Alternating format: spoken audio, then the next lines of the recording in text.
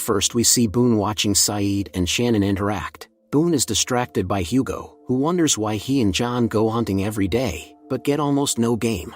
Boone doesn't care about these issues. He recalls receiving a call one day from Shannon, who was having problems with her boyfriend. Shannon informed that she was in Sydney and asked him to pick her up from there. In the present, the jealous brother threatens Saeed, telling him to stop communicating with Shannon. But this did not frighten Saeed. Soon, on his way to the hatch, John advised the guy not to confront Saeed, for he is a very valuable ally. Despite various rumors about their regular forays into the jungle, John and Boone continue to try to open the hatch. Meanwhile, Hugo complains to Jack of a stomachache. The doctor advised him to eat less fruit and stick to protein foods. While Hugo went to the toilet in the bushes, Jack watched Kate collect the seeds. Kate decided to show the interested Jack what the seeds were for. It turns out that Sun decided to plant a vegetable garden so there would be enough food for everyone. Kate expresses her concern that Locke is hiding something from them. In the meantime, John and Boone were trying to figure out how to open the hatch. Listening to his partner, Boone recalls coming to get his sister. Shannon began to get nervous, claiming that she and Brian were fine, but Boone noticed she had a bruise. However, he had to leave anyway. Hugo tries to tell Jean that he wants to learn how to fish. The guy never understands exactly what the Korean answered him. Boone thinks they should tell the others about the find, but John is convinced that they are not ready for it. Boone doesn't want to lie to his sister anymore, confident that Shannon can keep their secret. The guy was firm in his decision, but when he distracted, John knocks him out. Boone woke up tied up. Locke had no intention of freeing him, but left the prisoner with the knife, saying that he would free himself when he had cause. When John left, Boone began trying to reach for the knife, remembering how he had gone to the Sydney police. But the officer said there was nothing he could do. In the afternoon, Boone approached Brian and asked him to end his relationship with Shannon, in return for which he would receive $50,000. In the present, Kate helps Sun plant plants. At one point Kate realized that the Korean woman actually knows English. Sun asked her not to tell anyone about it. Hugo tries to catch fish, but to no avail. Suddenly he stepped on a sea urchin, and Jean helped him out of the water. Hugo panicked, afraid he would now get an infection. Saeed was frightened by John creeping up.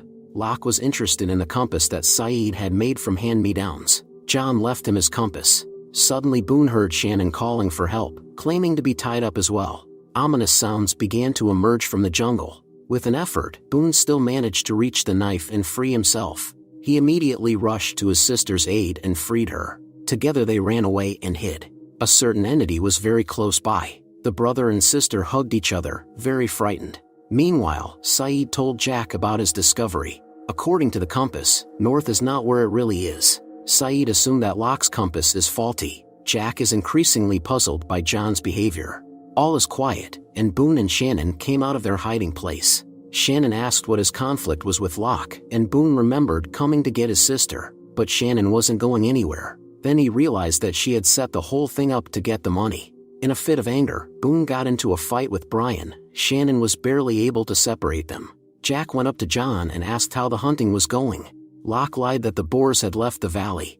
Meanwhile, Kate is perplexed as to why Sun is hiding from her husband that she knows English. She only replied that it's complicated. Hugo still risked tasting the seafood Jean offered him. The guy threw up almost immediately. Jack asks Charlie's opinion about Locke. Charlie thinks John can be trusted, even though he seems very strange. When Hugo returned to the cave and complained to Mike about his stomach problems, Jean brought him a clean fish.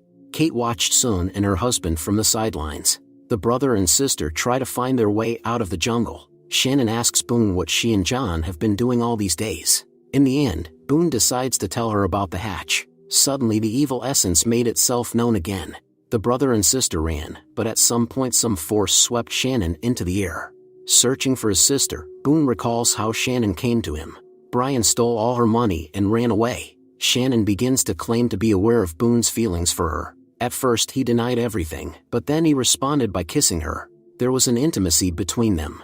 When it was over, Shannon asked Boone to tell their mother when they returned to Los Angeles that he had saved her, just like last time. In the present, Boone found his sister by the river with no sign of life. He held her body in his arms and sobbed, and by nightfall he returned to camp and attacked Locke. John assured him that Shannon was all right, he had not bound her. At this point Boone realized there was no blood on his hands. Suddenly Boone saw Shannon safe and sound. John explained that the island was capable of showing people their secret fears. With tears in his eyes, Boone confessed that when he thought Shannon was dead, he was relieved. John was about to return to the hatch and told Boone to go with him. The next day, Michael looks for his son, but no one has seen him. When Michael leaves, Hugo expresses that he doesn't like being a father. Meanwhile, he recalls picking out things for the unborn child with his pregnant girlfriend Susan. Michael wants to take a break from his art and get a job at a construction site to make money. In the meantime, Walt is learning to throw knives under John's tutelage. Eventually the boy succeeds, but they are interrupted by Michael, who tells his son to go to camp. Michael began to make claims against John, believing that he was turning Walt against him. When Michael pointed a knife at Locke, Boone jumped him, and a fight ensued between the guys. John eventually calmed them down. He advised Michael to treat Walt like an adult, not a kid. But Michael doesn't want anyone interfering in his and his son's relationship. He recalls how Susan, after getting her law degree, wanted to take their young son and move to another country where she was offered a high-paying job. Michael tries to convince her to give their relationship a second chance, but Susan doesn't want to stay with an unemployed boyfriend. And with her new job, she will be able to provide for her child on her own. In the present, Sun sat down with Michael, asking if everything was all right. Michael complained that he didn't know how to communicate with his own son, since they were virtually strangers to each other. In the afternoon, Saeed showed Jack and Shannon the map he had stolen from the French woman. If you put the sheets together, you can see some kind of coordinates. Noticing his comrades, Michael begins to say that they are thinking of the wrong things. We need to get off this island as soon as possible, not explore it. Michael offers to build a raft, but no one shares his enthusiasm. Michael asked his son for help, but he was busy looking at comic books in Spanish. The boy didn't understand what it said, but he liked the pictures. After telling his son to come with him, Michael remembers calling Susan and asking her to hand over the phone to his son. A man's voice was heard in the background, and Michael realized that Susan had found another man. The girl announced that it was over between them. Furious, Michael hung up the phone and was hit by a car when he stepped out onto the road. In the present, Charlie tells Kate that Claire's personal diary is missing. In the meantime, Michael was getting ready to build a raft, his son not really wanting to help him. Suspecting Sawyer of stealing the diary, Charlie demanded he give it back. The diary did turn out to be in his possession. Sawyer likes to read, and this is not an easy place to find a book. Charlie got into a fight, but Kate intervened. Seeing John Locke, Walt told his father he was going to get a drink of water. Shannon demanded an explanation from her brother as to where she and John went all the time. The girl was also surprised that her brother had become rather cold toward her. John told Walt that his father did not want them to communicate. When Michael saw them together, he became enraged, threatening Locke again. As soon as John left, Walt told Michael that didn't think he was his father because he hadn't been around all those years. Michael threw the comics into the fire and told his son not to go anywhere out of camp. Looking at the burning comic book, Michael recalls being in the hospital with a broken leg. He was drawing a picture to send to his 2-year-old son as a gift. Suddenly Susan, who had heard about the accident, arrived by plane. She didn't take her son with her, leaving him with her new boyfriend. Susan later told her ex that she would pay his medical bills. She feels guilty because she is getting married, and her future husband intends to adopt Walt. Michael was shocked by this. In the present, Hugo informed Michael that Walt had taken the dog and gone somewhere. Michael thought Walt was with Locke, but it turned out he wasn't. John volunteered to help find the boy. Kate asks Charlie if he's okay. The guy misses Claire very much, because he has grown attached to her. When Charlie is alone, he wants to read Claire's diary, but tries to hold back. Meanwhile, Walt is wandering through the jungle with Vincent. Suddenly the dog barked, snapped off his collar, and ran off. Walt rushed after him, remembering how, less than a year ago, he had done his homework while his mother and stepfather talked about work. Suddenly Susan felt sick. No one was paying attention to the boy.